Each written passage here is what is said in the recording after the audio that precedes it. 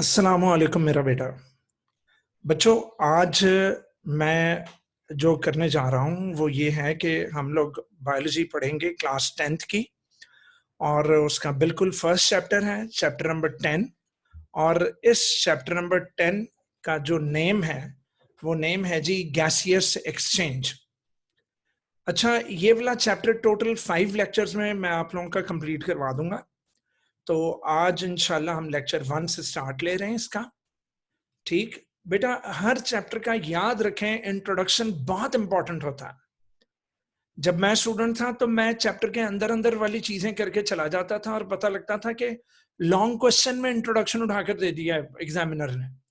तो किसी भी चैप्टर के इंट्रोडक्शन को आप लोगों ने जो है वो इजी नहीं लेना, और उसको चॉइस पर तो बिल्कुल भी नहीं छोड़ना। ठीक, तो अब इसके इंट्रोडक्शन में सबसे जो पहली डेफिनेशन आ रही है, that is define respiration. Define respiration, तो ये फर्स्ट शॉर्ट क्वेश्चन आ गया कि डिफाइन रेस्पायरेशन। तो बेटा, it is the process in which carbon hydrogen bonds in food, food के अंदर मौजूद जो कार्बन हाइड्रोजन बॉन्ड्स हैं उनको तोड़ने को रेस्पायरेशन कहते हैं। खैर, रेस्पायरेशन का डिटेल में हम लोगों ने पढ़ा हुआ है हमारी क्लास 9th के चैप्टर नंबर 7 में। लेकिन यहाँ चूंकि गैसियस एक्सचेंज का चैप्टर है तो हमने इस चैप्टर का जो पहला मकसद है वो ये है कि रेस्पायरेशन और गैसियस एक्सचेंज का फर्क समझें। अब देखें, मेरे मुंह से फिर एक इंपॉर्टेंट शॉर्ट क्वेश्चन निकल गया कि what is the basic difference between respiration and gaseous exchange. तो लेट्स सी। अब मेरा बेटा 3 टर्म्स इस इंट्रोडक्शन में डिस्कस की गई हैं, रेस्पायरेशन, गैसेस एक्सचेंज और ब्रीदिंग। इनके आपस में डिफरेंसेस बार बार एग्जामिनर पूछेगा बोर्ड के एग्जाम्स में। So respiration is the process in which carbon hydrogen bonds of the food are broken by oxidation and reduction reactions. Oxidation reduction reactions, redox reactions के बारे में भी आप लोगों ने क्लास 9th के चैप्टर नंबर 7 के शुरू वाले टॉपिक्स में पढ़ लिया था। खैर, अगर मैं इसकी वन लाइन डेफिनेशन दूं तो ये जनाब, कार्बन से हम हाइड्रोजन को छीनेंगे अगर, तो कार्बन की हम हाइड्रोजन अगर उससे छीन रहे हैं तो कार्बन की आराम से ऑक्सीडेशन हो जाएगी। ठीक, तो CH बॉन्ड्स में से जब H आप रिमूव करोगे तो इजीली क्या हो जाएगी, ऑक्सीडेशन हो जाएगी। और जो इस हाइड्रोजन को रिमूव करेगा तो वो हाइड्रोजन अपने अंदर ऐड करेगा, तो जो हाइड्रोजन ऐड करेगा उसकी रिडक्शन हो जाएगी। तो जनाब, respiration is the process in which carbon hydrogen bonds in food are broken by oxidation reduction reactions। और इसके नतीजे में, क्योंकि CH बॉन्ड्स के अंदर ढेर सारी एनर्जी होती है, जब वो एनर्जी निकलेगी उस एनर्जी को फौरन से पहले कन्वर्ट कर दिया जाएगा ATP में, मतलब एडिनोसिन ट्राइफॉस्फेट बना ली जाएगी। और उस ATP का इस्तेमाल या तो बाद में किया जाएगा या फिर energy will be stored in the form of ATP। ठीक, ले जी, पॉइंट नंबर 2। तो यहां एक याद दहानी कराई जा रही है आप लोगों को कि एरोबिक रेस्पायरेशन, एरोबिक याद होगा आपको, एरोबिक रेस्पायरेशन और एनारोबिक रेस्पायरेशन पढ़ा था। तो aerobic respiration is the type of respiration in which oxygen is used, जिसमें ऑक्सीजन का इस्तेमाल किया जाता था, और ऑक्सीजन का इस्तेमाल करके कंप्लीट ऑक्सीडेशन से मुराद कंप्लीटली कार्बन से हाइड्रोजन रिमूव कर दिया जाएगा ऑफ द फूड मटेरियल। और इस तरह कार्बन को अलहदा करके कार्बन डाइऑक्साइड बना दी जाएगी और हाइड्रोजन को मुकम्मल तौर पर अलहदा करके उसका वाटर बना दिया जाएगा इन दिस प्रोसेस। तो ये कार्बन डाइऑक्साइड और वाटर इसमें प्रोड्यूस होते हैं। कौन कौन प्रोड्यूस होते हैं बेटा? Carbon dioxide and water. अब यहां अगर आप देखें तो ये सेलुलर रेस्पायरेशन की एक इक्वेशन है आपके सामने। यही वाली इक्वेशन आपने क्लास 9th में भी पढ़ी थी कि ग्लूकोज, ये देखें, glucose is food particle representing a food particle, that is glucose में ऑक्सीजन ऐड हुई तो कंप्लीट ऑक्सीडेशन, मतलब कंप्लीटली हाइड्रोजन रिमूव होकर क्या बन गया? वाटर। और कंप्लीटली कार्बन भी हाइड्रोजन से अलहदा हो गया और क्या बन गया, कार्बन डाइऑक्साइड। और CH बॉन्ड्स टूटने से जो एनर्जी निकली, उस एनर्जी को ATP में ट्रांसफॉर्म कर लिया गया। उस एनर्जी को किस में ट्रांसफॉर्म कर लिया गया, ATP में। अब मेरा बेटा, तो इंट्रोडक्शन में सबसे पहले मेरे बच्चों ने रेस्पिरेशन की डेफिनेशन की, उसके बाद मेरे बच्चों ने एरोबिक रेस्पिरेशन की याद दहानी कर ली कि इसमें होता क्या था। अब बेटा, एरोबिक रेस्पिरेशन के लिए याद रखें कि क्या चाहिए, ऑक्सीजन चाहिए। और एरोबिक रेस्पिरेशन के नतीजे में क्या बनेगी, कार्बन डाइऑक्साइड बनेगी। अब बेटा, ऑक्सीजन सेल्स को चाहिए और एरोबिक रेस्पिरेशन के नतीजे में बनने वाली कार्बन डाइऑक्साइड अगर बॉडी में एक्यूमुलेट हो गई, अगर जमा हो गई, तो वो भी हमारे लिए हार्मफुल है।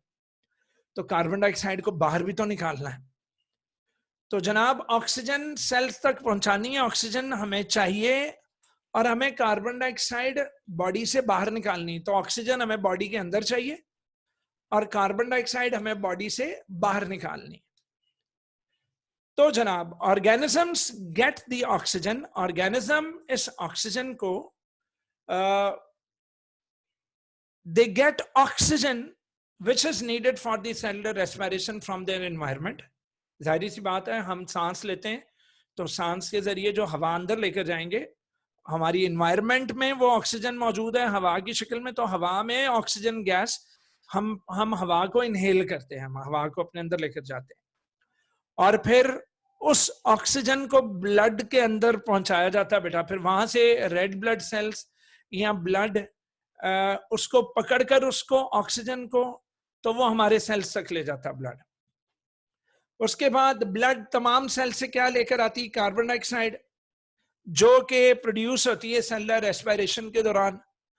तो वो सेल से लेकर अल्टीमेटली हम सांस बाहर निकालकर, जो सांस हमने अंदर लेकर गए थे, अब वो बाहर भी तो निकालनी। तो जब हवा अपनी बॉडी से अंदर जब हम हवा अपने बॉडी के अंदर से बाहर निकालेंगे, तो वो कार्बन डाइऑक्साइड जो ब्लड ने तमाम सेल से कलेक्ट की होगी, वो उसको फिर लंग्स में लाकर फेंक देगा। फिर लंग्स में जो अब हम हवा लेकर गए थे, वो लंग्स से हवा को बाहर निकाल दिया जाएगा। तो निकलने वाली हवा में कार्बन डाइऑक्साइड ज्यादा होगी और जो हवा हम अंदर लेकर गए थे उसमें ऑक्सीजन ज्यादा होगी।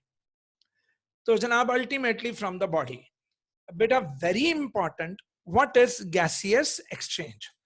तो जैसा कि मैंने अपने बच्चों को बताया कि मैंने हवा ब्रीथ इन की है, मैं हवा को अपने अंदर लेकर गया हूं और अंदर मैं डायरेक्ट अपने लंग्स तक ले गया हूं। तो लंग्स के अंदर स्पेशल एक रेस्पिरेटरी, ये देखो, ये है बेटा ब्रीदिंग, हवा अंदर लेकर जानी लंग्स तक और लंग्स से बाहर निकालनी। तो ब्रीदिंग के दो मरहले हैं, टेकिंग इन एयर एंड दूसरा क्या था, एक्सपेलिंग आउट दैट एयर, ये ब्रीदिंग है। अच्छा, गैसियस एक्सचेंज क्या है बेटा? बेटा हमारे लंग्स के अंदर मिलियंस ऑफ एल्वियोलाई होते हैं, ये स्पेशल स्ट्रक्चर्स हैं। इसकी डिटेल हमारे लेक्चर नंबर 2 में आएगी कि व्हाट आर एल्वियोलाई। तो मेरा बच्चा सॉरी लेक्चर नंबर 3 में आएगी, लेक्चर नंबर 2 तो प्लांट्स के बारे में। तो ये देखो, ये एक सरफेस है, ये हमारे एल्वियोलस की सरफेस है और इसके ऊपर ब्लड की कैपिलरी है, ब्लड की कैपिलरी। तो मेरा बेटा हवा अंदर लेकर जाना बॉडी में और बॉडी में लंग्स के अंदर लेकर जाना, फिर लंग्स के इस हिस्से तक पहुंचना एल्वियोलस तक, और फिर एल्वियोलस से हवा के अंदर से कार्बन डाइऑक्साइड का एल्वियोलस से ब्लड के अंदर चले जाना और ब्लड के अंदर से कार्बन डाइऑक्साइड का किस में आ जाना, ये एल्वियोलस में आ जाना। This is called gaseous exchange, this is called gaseous exchange. तो याद रखें, गैसियस एक्सचेंज रेस्पिरेटरी सरफेस के लेवल पर होगी बेटा। तो ये जो है ये सिंपल ब्रीदिंग है बेटा, इसको गैसियस एक्सचेंज नहीं बोलोगे। हवा में से ऑक्सीजन निकाल कर, हवा में से ऑक्सीजन निकाल कर, ये देखो अभी तक यहाँ पर हवा है, अभी तक इधर एयर है, तो हवा में से ऑक्सीजन को निकाल कर ब्लड में डालना और ब्लड से कार्बन डाइऑक्साइड को निकालकर बाहर लाना, दिस इज कॉल्ड व्हाट, एलवी, यानी this is called gaseous exchange, this is called gaseous exchange. Clear हो गया बेटा? तो ये है gaseous exchange. Gaseous exchange at the respiratory surface होती है।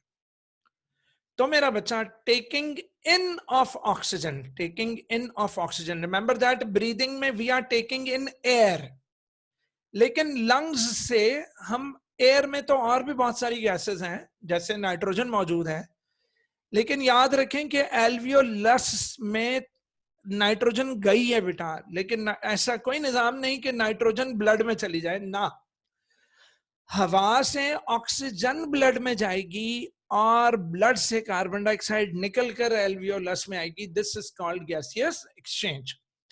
तो taking in of oxygen into the body fluid and giving out of carbon dioxide from the body fluid, ठीक बेटा, this is termed as gaseous exchange, and remember that it is done at the respiratory surface। तो alveolus की जो surface है वो हमारी respiratory surface कहलाती है, gaseous exchange की surface।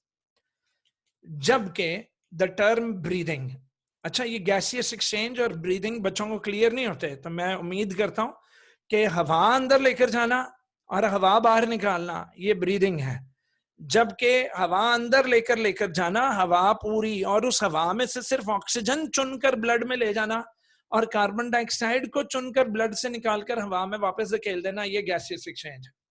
The term breathing is used for the process through which, देखा, animals take air in the body, तो दिस इज ब्रीदिंग जी। So this is breathing. तो ब्रीदिंग है taking in of air and expelling out air from the body, so this is breathing. जबकि this is gaseous exchange, that is absorbing oxygen into the blood from the respiratory surface and giving out carbon dioxide from the blood into the, that is through the respiratory surface, उस structure में भेजना जो कि हमारे lungs में alveolus कहलाता है। तो मेरा बच्चा, what is breathing? Breathing is the process through which animals take air in their bodies to get oxygen from it and then give out the air from getting rid of carbon dioxide, from getting rid of carbon dioxide। तो ये जनाब मैं आपको फिर बता रहा हूं कि ये वेरी इंपॉर्टेंट शॉर्ट क्वेश्चंस हैं कि what is the difference between respiration and gaseous exchange, what is the difference between cellular respiration and breathing, what is the difference between gaseous exchange and breathing। तो इन तमाम चीजों के लिए मेरे बच्चों को रेडी रहना पड़ेगा।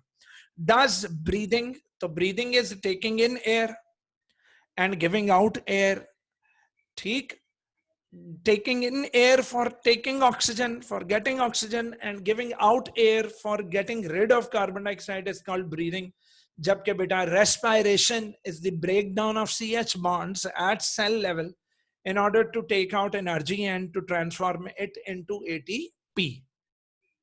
तो पता लग गया, the breathing and respiration are the two terms which are not synonymous, which are not synonymous। मेरा बच्चा, respiration involves the mechanical, respiration involves mechanical and biochemical processes, mechanical and biochemical processes। अच्छा, cellular respiration में यहाँ book में mechanical word लिखा हुआ है, तो चलो ठीक है, हम यहाँ तक ले चलते हैं कि ऑक्सीजन अंदर ले जाकर सेल्स तक पहुंचानी, और बायोकेमिकल को आप इस सेंस में ले लोगे कि बायोकेमिकल प्रोसेस तो ये है ही, cellular respiration is the biochemical process, जैसा कि मैंने अपने बच्चों को इस इक्वेशन में बताया कि this oxygen will break down this glucose molecule into carbon dioxide and water in order to get energy। तो बायोकेमिकल प्रोसेस तो ये बिल्कुल बेशक है। जबकि जो ब्रीदिंग है बेटा, ये सिर्फ एक फिजिकल प्रोसेस है, इसमें कोई भी कोई केमिकल एक्टिविटी नहीं हो रही। तो ब्रीदिंग में सिर्फ और सिर्फ हम हवा को अंदर लेकर जा रहे हैं और हवा को बाहर निकाल रहे हैं, जबकि गैसियस एक्सचेंज जो है वो एल्वियोलस के लेवल पर हो रही है कि एल्वियोलस में जब हवा पहुंचती है तो उस हवा की ऑक्सीजन निकल कर ब्लड कैपिलरीज में चली जाती है और ब्लड कैपिलरीज में से कार्बन डाइऑक्साइड निकल कर तो बाहर आ जाती है। तो process of gaseous exchange, sorry exchange of gases. Any problem हो? लो मेरे बच्चों, अगला आया कि इस चैप्टर में, in this chapter we will go through the mechanisms of the gaseous exchange in plants and in humans. तो हम पढ़ेंगे इस चैप्टर में कि किस तरह गैसियस एक्सचेंज होती है ह्यूमंस में, कहाँ जाकर गैसियस एक्सचेंज होती। तो वो फिर हम लंग्स के अंदर एल्वियोलस पर पढ़ेंगे और बताएंगे कि जनाब वो रहा एल्वियोलस, और वहां से ऑक्सीजन निकलकर किस में जा रही है, ब्लड के अंदर, और ब्लड से कार्बन डाइऑक्साइड निकलकर वापस लंग्स के एल्वियोलर सैक्स में आ रही है। डन। और उसके बाद उससे पहले हम पढ़ेंगे जनाब प्लांट्स।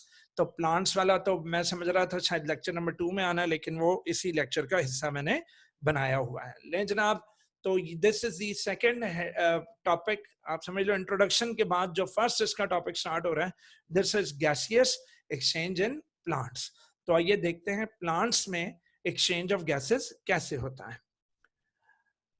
अब मेरा बेटा, प्लांट्स के अंदर कोई लंग्स नहीं, कोई ऐसा मैकेनिज्म नहीं कि प्लांट्स के अंदर वो हवा को अंदर लेकर जाया जाए और हवा को बाहर, लेकिन हवा खुद ब खुद तो कहीं भी चली जाती है, और खासकर वहां जहां स्पेस हो।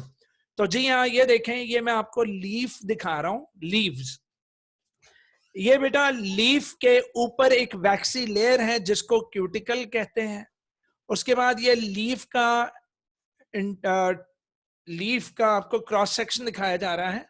तो बेटा ये लीफ का जो है ये अपर एपिडर्मिस है, और ये लीफ के अंदर जो अपर एपिडर्मिस के नीचे जो मीजोफिल सेल्स होते हैं जो कि फोटोसिंथेसिस करते हैं, तो अपर साइड वाले मीजोफिल सेल्स को आपने कहना है पैलिसेड मीजोफिल। कौन से? Palisade mesophyll. इनकी निशानी ये है कि ये फिंगर लाइक है, और नंबर 2 इनमें ये देखो इंटरसेलुलर स्पेसेस बड़ी कम है।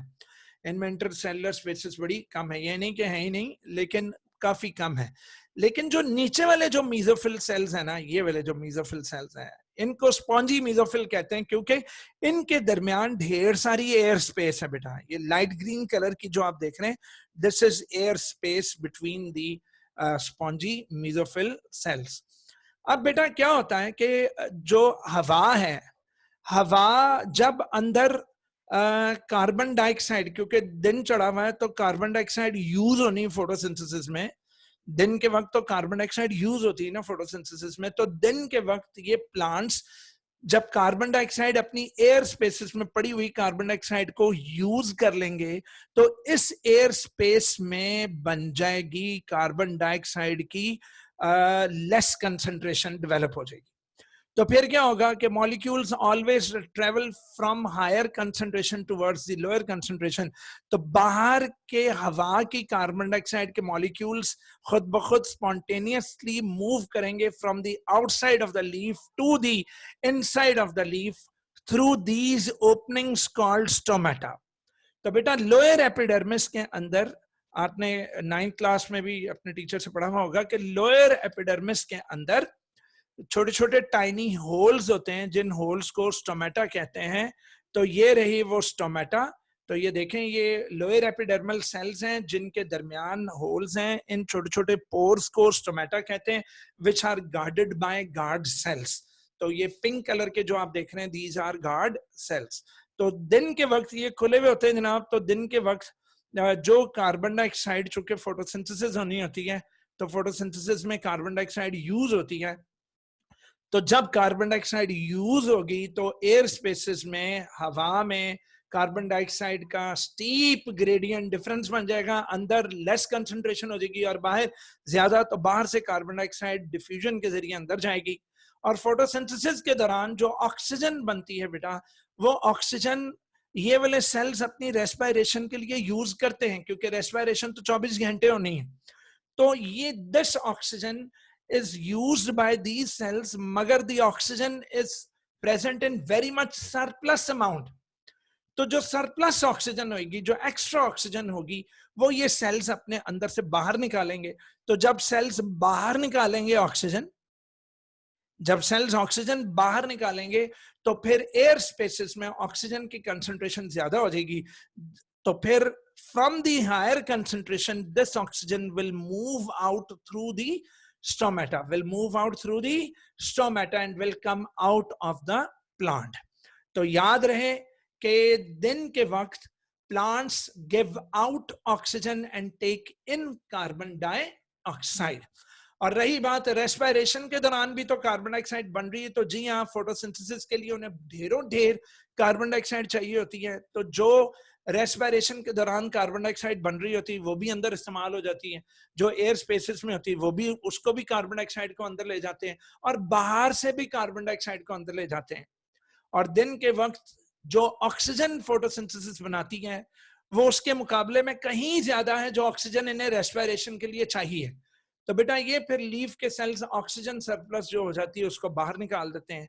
तो ये थी situation in in plants in the day time from the leaf. ठीक, अच्छा, अब आगे एक और मेरे पास लीफ की बड़ी अच्छी डायग्राम है। तो ये देखें, ये है वो स्टोमेटा। तो स्टोमेटा से ऑक्सीजन बाहर आ रही है, कार्बन डाइऑक्साइड अंदर जा रही है। ये देखें, ये नीचे वाले स्पॉन्जी मीजोफिल हैं, इनके अंदर काफी ज्यादा एयर स्पेसेस हैं, और ऊपर पैलिसेड मीजोफिल हैं, इनके दरमियान एयर स्पेसेस जरा कम है, और ये फिंगर लाइक है। और अपर एपिडर्मिस है, फिर ऊपर क्यूटिकल है। तो कुछ जो लीव्स हैं उनके अपर साइड पर भी स्टोमेटा होते हैं। तो वो आएगा हमारे इंशाल्लाह अगले चैप्टर्स में। अच्छा जी, और मैं बताना चाहूंगा प्लांट्स के अंदर, हाँ भाई, अच्छा, ये जो बड़े बड़े दरख्त हैं या फिर जो मेच्योर रूट्स होते हैं बेटा, ये क्या करेंगे तो सुन लें। बड़े बड़े दरख्तों के ऊपर बेटा छाल होती है, दैट इज बार्क। तो बार्क के अंदर पोर्स होते हैं, बार्क के अंदर पोर्स होते हैं। इन पोर्स को, बार्क के इन पोर्स को लेंटिसल्स बोलते हैं बेटा। क्या बोलते हैं मेरे बच्चे? लेंटिसल्स। ये देखें, ये बार्क है, एक दरख्त का तना दिखाया हुआ है, और इसके ऊपर छोटे छोटे ये पोर्स हैं जिन्हें क्या बोलते हैं? लेंटिसल्स। तो ये लेंटिसल्स अगर मैं देखूं तो ये देखें, ये बार्क है, बार्क उखड़ी हुई है। तो बार्क के उखड़ने से यहां से बेटा ऑक्सीजन डिफ्यूज होकर अंदर जाता रहता है, कार्बन डाइऑक्साइड बाहर आती रहती है। क्योंकि याद रहे कि स्टेम और रूट के जो सेल्स हैं वो फोटोसिंथेसिस नहीं करते, तो इनमें 24 घंटे ऑक्सीजन अंदर जानी है और कार्बन डाइऑक्साइड बाहर निकलनी है, इनमें 24 घंटे। डन? अच्छा जी, और उसके बाद रूट्स जो हैं वो रूट्स, अच्छा, अब स्टेम तो हवा में थी, तो रूट्स क्या करेंगे? तो रूट्स जनाब अपने इर्द गिर्द मौजूद सॉइल, अपने इर्द गिर्द मौजूद सॉइल इसलिए माली बाबा गोडी करके जाता है, और वो कहता है कि जब तक मट्टी सूखे ना दूसरा पानी ना लगाना। कुछ लोग सुबह दोपहर शाम पानी लगा लगा कर पौधों को मार देते हैं। तो याद रखें कि इतना पानी भी आपने नहीं डालना, क्योंकि ज्यादा पानी लगाने से सॉइल की ऑक्सीजन सारी चली जाएगी, और जब ऑक्सीजन सारी, क्योंकि जहां पानी जाएगा वहां से हवा मूव ऑन हो जाएगी। तो जब तक सॉइल सारे का सारा सॉइल सूख ना जाए आपने नया पानी अंदर नहीं डालना। तो खैर जनाब, ये सॉइल पार्टिकल्स में मौजूद एयर से डिफ्यूजन के जरिए ऑक्सीजन अंदर ले जाते हैं और कार्बन डाइऑक्साइड बाहर निकाल देते हैं। ठीक है, so let us read now. काफी ज्यादा मैंने आपकी बेस बना दी है, तो let's go. Plants have no organs or systems for the exchange of gases with the environment. जिस तरह हमारे अंदर रिब मसल्स हैं, डायफ्राम है, आगे चलकर पढ़ेंगे वो हमारी किस तरह मदद करते हैं इनहेलिंग और एक्सहेलिंग ऑफ द एयर में। तो प्लांट्स के पास ऐसा कोई मैकेनिज्म नहीं है। मेरा बच्चा, प्लांट की बॉडी के हर सेल को गैसियस एक्सचेंज खुद करनी है, और अल्लाह ने इन सेल्स के दरमियान ठीक ठाक एयर स्पेसेस रखी हुई होती बेटा, जिनमें हवा आती रहती है और ऑक्सीजन सेल्स लेते रहते हैं, और क्या निकालते रहते हैं? कार्बन डाइऑक्साइड, डिफ्यूजन के असूल के जरिए। तो with the environment by its own, हर सेल को इन कांटेक्ट एयर के होना है, और फिर ऑन देयर ओन है बेचारे के हवा।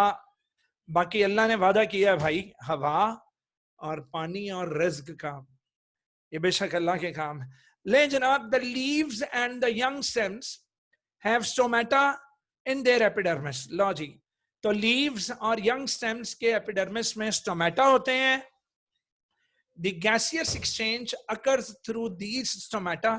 इन स्टोमेटा से हवा अंदर और बाहर होती रहती है. वैसे इसको गैसियस एक्सचेंज तो नहीं, इसको हम वेंटिलेशन बोलेंगे कि हवा अंदर जाती है और हवा बाहर निकलती है. गैसियस एक्सचेंज तो सेल के लेवल पर होना है, क्योंकि मैंने आपको कहा था रेस्पिरेटरी सरफेस होनी चाहिए जहां से ऑक्सीजन एब्जॉर्ब कर ली जाए और कार्बन डाइऑक्साइड बाहर निकाली जाए.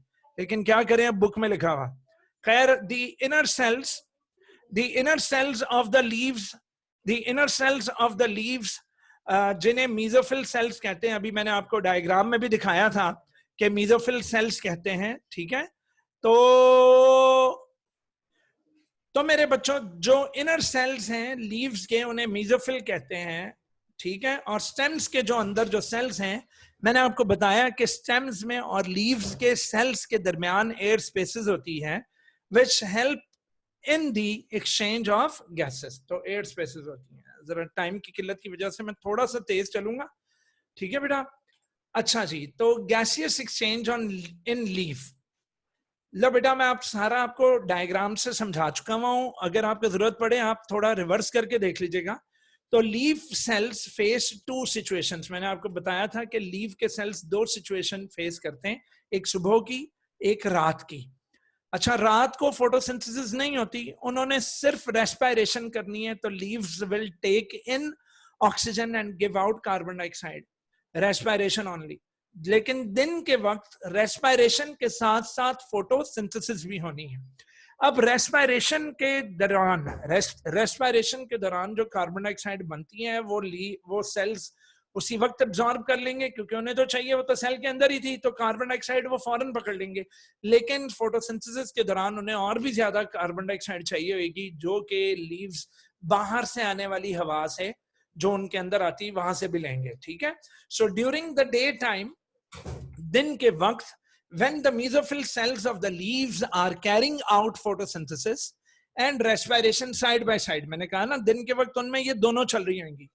The oxygen produced in the photosynthesis is utilized in cellular respiration. तो दिन के वक्त जो ऑक्सीजन बनती है वो सेल इस्तेमाल करते हैं रेस्पिरेशन में, लेकिन ऑक्सीजन बहुत ज्यादा मिकदार में बनती है, बड़ी एक्स्ट्रा बच जाती है. तो इसी तरह similarly the carbon dioxide producing during the cellular respiration दिन के वक्त is utilised by the cells in photosynthesis. लेकिन स्टिल बेटा ऑक्सीजन सरप्लस बन रही है, जबकि कार्बन डाइऑक्साइड उन्हें ज्यादा से ज्यादा चाहिए होगी. Done. However, during the night when there is no photosynthesis occurring, तो जब रात के वक्त फोटोसिंथेसिस अकर नहीं कर रही होती, the leaf cells get oxygen from the environment and release carbon dioxide through the stomata. खैर मैंने आपको डिटेल में पहले ही डायग्राम दिखाते वक्त मैंने आपको बता दिया था. ठीक है मेरा बच्चा. आगे चलते हैं जी. Gaseous exchange in woody stems and mature roots. तो पता लगा कि gaseous exchange in woody stem and mature roots, मैंने आपको कहा था कि इनके ऊपर बार्क होती है और बार्क के ऊपर छोटे छोटे पोर्स होते हैं जिन्हें क्या बोलते हैं, लेंटिसिल्स. In woody stems and mature roots, the entire surface is covered by a bark, and ऐसी bark which is impervious. बेटा impervious का मतलब which don't allow gases or water to pass through. ये बार्क अपने अंदर से ना तो कोई गैस गुजरने देगी ना वाटर. तो अब बार्क तो कुछ करने नहीं दे रही, तो अब क्या होगा. लेकिन जनाब however अल्लाह ताला की जानिब से there are certain pores in the layer of the bark. उस बार्क की लेयर में छोटे छोटे पोर्स हैं. इन पोर्स को लेंटिसिल्स कहते हैं. इन पोर्स को क्या कहते हैं मेरा बेटा, lenticels. The lenticels allow air to pass through them. तो मैंने अपने बच्चों को दिखाई थी कि ये लेंटिसिल्स हैं जी, which allow airs to pass through them. तो लेंटिसिल्स में से हवा पास हो जाती है. ठीक. And the lenticels are slightly more raised. अच्छा, ये एक बॉक्स में लिखी हुई इंफॉर्मेशन कि लेंटिसिल्स बार्क पे अगर आपने पहचाननी हो तो लेंटिसिल्स थोड़ी सी उभरे हुए होंगे. लेंटिसिल्स ये देखो, ये थोड़ा सा उभरी हुई, ये स्टेम की सतह जा रही है, ये स्टेम की सतह जा रही है, और यहाँ पर लेंटिसिल ये देखें, ये लेंटिसिल थोड़ा सा उभरा हुआ पार्ट होगा। तो lenticels are more raised than the general surface of the stem. आगे आया जनाब gaseous exchange in young roots. तो रूट्स का मैंने आपको बताया कि वो सिंपली यंग रूट्स बेटा वो बड़ी पतली सी होती हैं और यंग रूट्स के ऊपर बार्क नहीं होती, तो वो सिंपली डिफ्यूजन के जरिए ही इर्द गिर्द के सॉइल पार्टिकल्स में ट्रैप्ड एयर से ले लेंगे। तो gases diffuse in and out of the general surface of the young roots. Got it? General surface से, तो रूट्स अपनी सरफेस से ऑक्सीजन अंदर ले लेंगे, कार्बन डाइऑक्साइड बाहर निकाल देंगे। उससे अगला आया the gases are found in the soil. तो जो गैसेस सॉइल में पाए जाते हैं जो कि रूट्स को सराउंड करते हैं, तो वहां से ये ऑक्सीजन ले लेंगे और कार्बन डाइऑक्साइड उनमें शामिल कर देंगे। अच्छा, रही बात पानी में रहने वाले पौधे, वो क्या करें भाई? तो याद रखें पानी के अंदर ऑक्सीजन और कार्बन डाइऑक्साइड ऑलरेडी अल्लाह की जानिब से डिसॉल्व होती है। तो जनाब the aquatic plants gate oxygen dissolved in the water. जो ऑक्सीजन वाटर में डिसॉल्व होती है वहां से ले लेते हैं and release carbon dioxide in the water. Release carbon dioxide in the water, so they need for respiration. ठीक बेटा? तो सिर्फ लीव्स वाले सेल्स में जरा पेचीदगी थी थोड़ी सी, क्योंकि उसमें दिन के वक्त फोटोसिंथेसिस और रेस्पिरेशन दोनों चल रही हैं। अब आखिरी दफा एक दफा और सुन लें, वो ये है कि फोटोसिंथेसिस के दौरान जो ऑक्सीजन बनेगी वो बहुत ज्यादा मिकदार में होती है। At the same time respiration भी चल रही है, तो थोड़ी सी ऑक्सीजन रेस्पिरेशन में इस्तेमाल करके बाकी की ऑक्सीजन को लीफ के सेल्स बाहर निकाल देते हैं। जबकि रेस्पिरेशन के नतीजे में बनने वाली कार्बन डाइऑक्साइड उसको फोटोसिंथेसिस में इस्तेमाल कर लिया जाता है, लेकिन चूंकि वो कार्बन डाइऑक्साइड बहुत कम पड़ती है उन्हें, लिहाजा दिन के वक्त पौधे जो हैं वो बाहर से कार्बन डाइऑक्साइड भी अपने अंदर लेकर जाते हैं। सेल्स कार्बन डाइऑक्साइड को एब्जॉर्ब करते हैं, कार्बन डाइऑक्साइड को दिन के वक्त। लेकिन रात के वक्त देयर इज नो फोटोसिंथेसिस, और जब फोटोसिंथेसिस नहीं हो रही होती है रात के वक्त, तो वो हम इंसानों की तरह plants will take in oxygen and give out carbon dioxide, leaves में भी।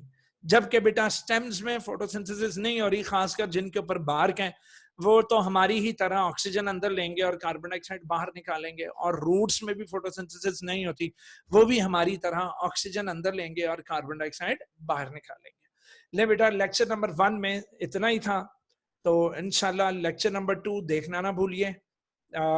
अगले यानी अगला इंशाल्लाह लेक्चर नंबर 2 है मेरा, और उसका हम इंसान डिस्कस करेंगे कि इंसान में गैसियस एक्सचेंज कैसे होती है। ठीक है जी, चलें जी, थैंक यू सो मच। जीते रहिए, खुश रहिए, और अल्लाह करीम की ताकत मेरे बच्चों के साथ हो। सलामत रहो सब लोग।